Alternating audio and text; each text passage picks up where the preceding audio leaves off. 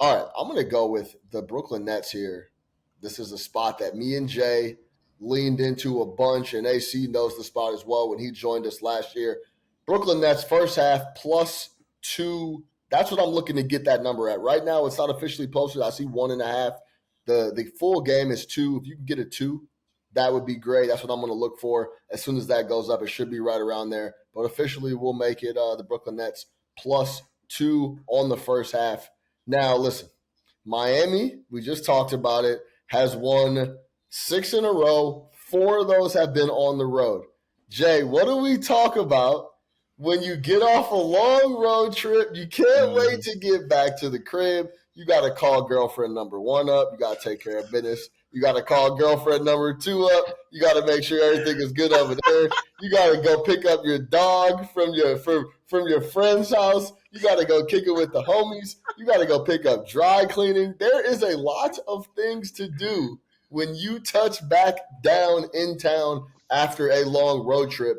And in all seriousness, we've seen this in a lot of spots in the NBA.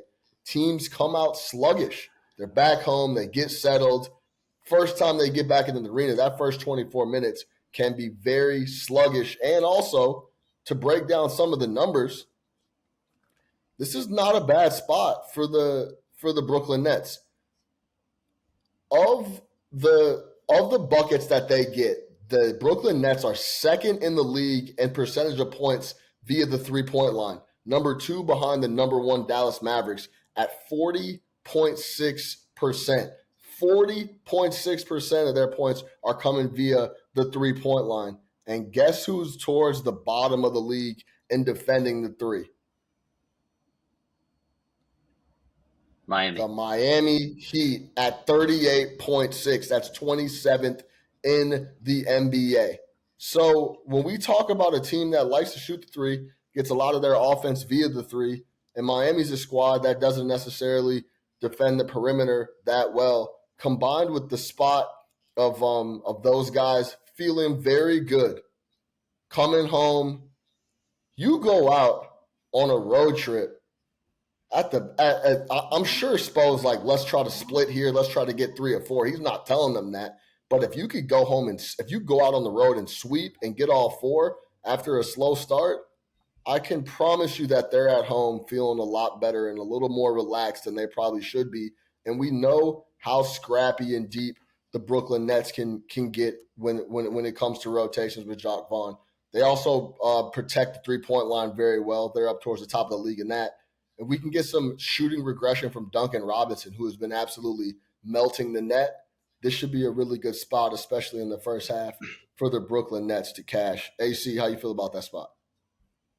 I like it, man. It's all good vibes here. We're trying to go for 3-0. I know we just went 2-1 on Wednesday. My bad, guys, on the Bulls. If you guys saw that game, why is Alex Caruso guarding one-on-one Paolo in the paint to end the game? Like, I don't get that.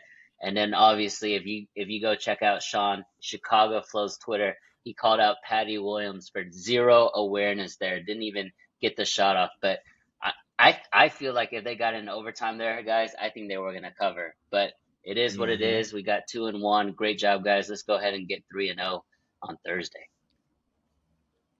Jay, that's the spot we talked about a ton last year of just getting back off a road trip, kicking it, feeling good. You're back with your family. You're back with your friends. And, oh, shit, I got to go back to what was it? The case.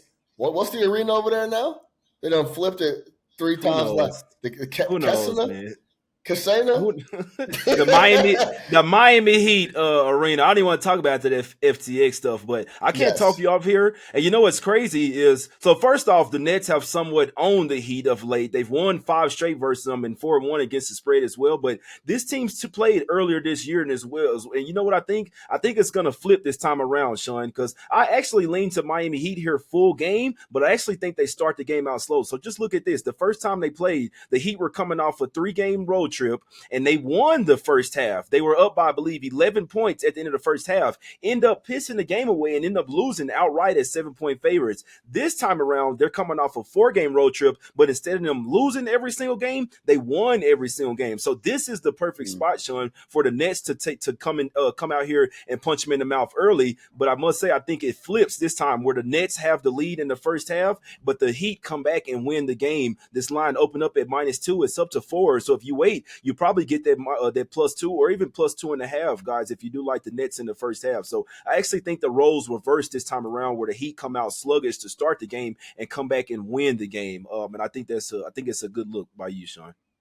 Brooklyn Nets on the road in the first half, 3-2 against the spread. So that's a good look there as well. I like this spot for the Brooklyn Nets, who are a scrappy group that like to play defense on the perimeter. And if, like I said, if we get a little shooting regression from Duncan, Jaime can slow down a little bit. He had a good game the other night as well. We should be able to cash here.